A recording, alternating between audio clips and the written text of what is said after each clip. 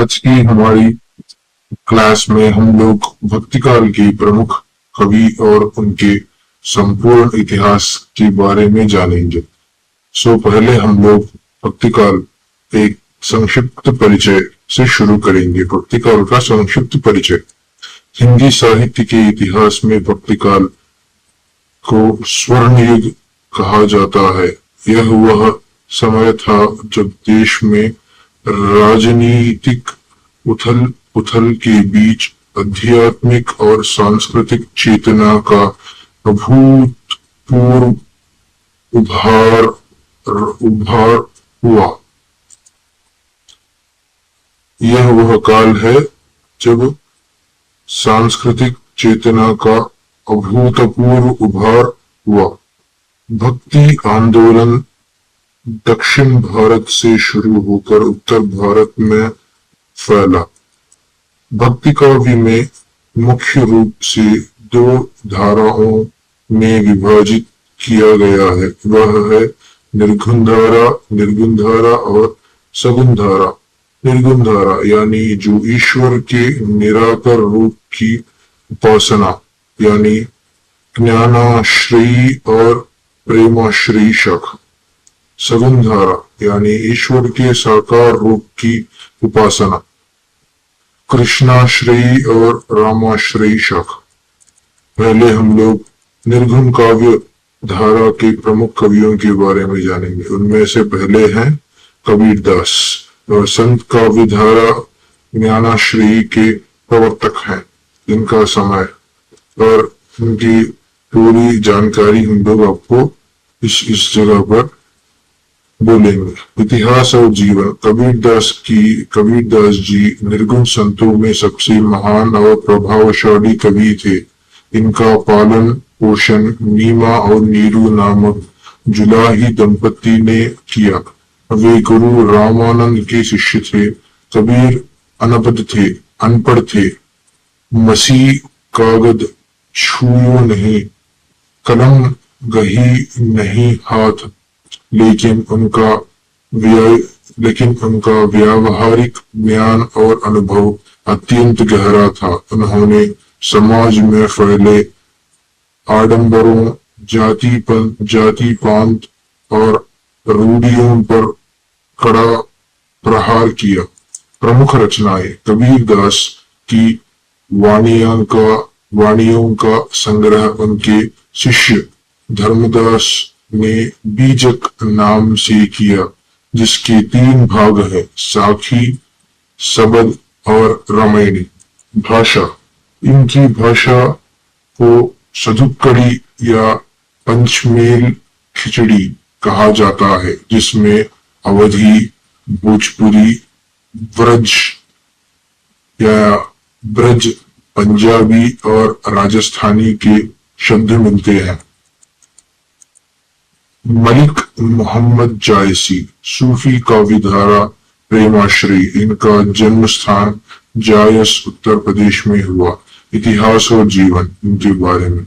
जायसी सूफी प्रेमाख्यानक काव्यधारा के सर्व प्रमुख कवि थे। वे शेर शाह सूरी के समकालीन थे।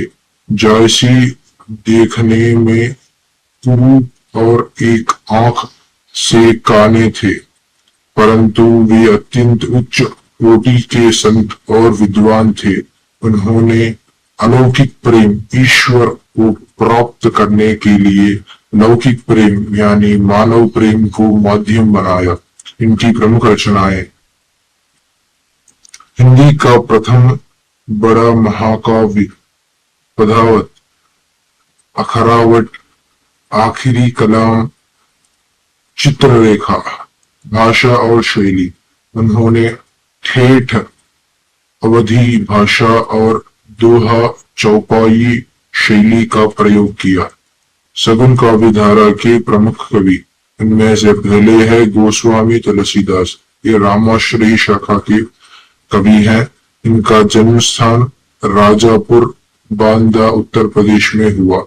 इनके इतिहास और जीवन के बारे में अब हम लोग जानेंगे। तुलसीदास जी को सगुन राम भक्ति शाखा का शिरोमणि कवि माना जाता है। इनके पिता का नाम आत्माराम दुबे और माता का नाम हुलसी था। मूल नक्षत्र में जन्म लेने के कारण माता पिता ने इनका त्याग कर दिया था, जिसके बाद बाबा नरहरिदास ने इन्हें शिक्षा दीक्षा दी। पत्नी रत्नावली के उलाहने के बाद इनका मन वैराग्य की ओर प्रवृत्त हुआ और इन्होंने अपना जीवन राम की भक्ति में समर्पित कर दिया। उनकी प्रमुख रचनाएं: तुलसीदास जी ने प्रामाणिक ग्रंथ लिखे, जिनमें रामचरितमानस, विश्व प्रसिद्ध महाकाव्य, विनय पत्रिका, कवितावली, गीतावली, दोहावली और हनुमान चालीसा प्रमुख हैं। रामचरितमानस विश्व में सबसे प्रसिद्ध हुआ है। इनकी भाषा: उन्होंने अवधी रामचरितमानस और ब्रज भाषा विनय पत्रिका दोनों पर समान अधिकार के साथ काव्य रचना की। सूरदास, वे कृष्णाश्रयी शाखा के कवि हैं। इनका जन्म स्थान अरुण कथा या सीही। इनके इतिहास और जीवन के बारे में: सूरदास जी श्री कृष्ण की भक्ति के सर्वश्रेष्ठ कवि और उष्ट छाप के जहाज कहे जाते हैं। वे महाप्रभु वल्लभाचार्य के शिष्य थे और गोवर्धन के श्रीनाथ जी मंदिर के कीर्तन करते थे। सूरदास जी जन्मांध थे या बाद में अंधे हुए, इस पर विद्वानों में मतभेद है, लेकिन उन्होंने कृष्ण की बाल लीलाओं और वात्सल्य रस का जो वर्णन किया है वह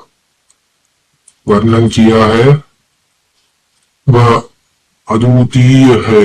आचार्य रामचंद्र शुक्ल ने उन्हें वात्सल्य रस का सम्राट कहा है। उनकी प्रमुख रचनाएं: सूरसागर, सूर सारावली और साहित्य लहरी। सूरसागर का भ्रमर गीत प्रसंग हिंदी साहित्य की अमूल्य धरोहर है। इनकी भाषा: सूरदास की भाषा विशुद्ध और साहित्यिक ब्रज भाषा है। मीराबाई कृष्ण भक्ति शाखा की अनन्य साधिका। इनका जन्म स्थान तुरक्कड़ी मारवाड़ राजस्थान में हुई। इनका इतिहास और जीवन के बारे में अब हम लोग जानेंगे। मीराबाई मेड़ता के रतन सिंह की पुत्री और चित्तौड़ के राणा सांगा के बड़ी पुत्र भोजराज की पत्नी थी। विवाह के कुछ समय बाद ही पति की मृत्यु हो गई। मीरा बचपन से ही कृष्ण को अपने पति मान चुकी थी। राजा परिवार के बंधनों और प्रताड़नाओं को छोड़कर वे वृंदावन और द्वारका चली गई और साधु संतों के साथ कीर्तन करने लगी। उनकी प्रमुख रचनाएं: मीराबाई की पदावली, राग गोविंद, नरसी जी का मायरा, गीत गोविंद टीका।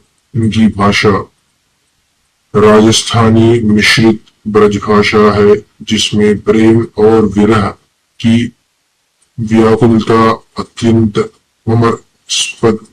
ममस्पति है।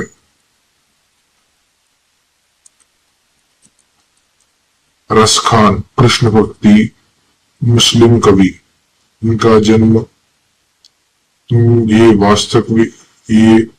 वास्तविक नाम सैयद इब्राहिम, उनका जन्म स्थान अमरोहा दिल्ली में हुआ। अब हम लोग इनके इतिहास और जीवन के बारे में जानेंगे। रसखान एक मुस्लिम पठान थे, लेकिन श्री कृष्ण के सौंदर्य और ब्रजभूमि पर मोहित होकर वे सब कुछ छोड़ ब्रज में बस गए। उन्होंने गोस्वामी विठलानाथ जी से दीक्षा ली। भारतेंद्र हरिश्चंद्र ने इनके लिए कहा था, इन मुसलमान हरिजनन पर कोटिन हिंदू वारिये। प्रमुख रचनाएं: सुजान, रसखान और प्रेम वाटिका। इनकी भाषा और शैली, इन्होंने ब्रजभाषा में मुख्य रूप से सवैया और कवित्त छंदों का प्रयोग किया जो अत्यंत सरल और सरस है। आज की हमारी ये क्लास खत्म होती है। अगर आपको कुछ भी इसके बारे में कोई भी कठिनाई और कुछ भी इसके बारे में अगर प्रॉब्लम हो या कुछ भी आपको डाउट है तो आप बेझिझक आप हम लोग से बोल सकते हैं कमेंट बॉक्स में। कृपया आपसे ये विनती है कि आपके मन में जो भी बात है आप बेझिझक हमसे बोलें। आज की हमारी क्लास की समाप्ति होती है। धन्यवाद।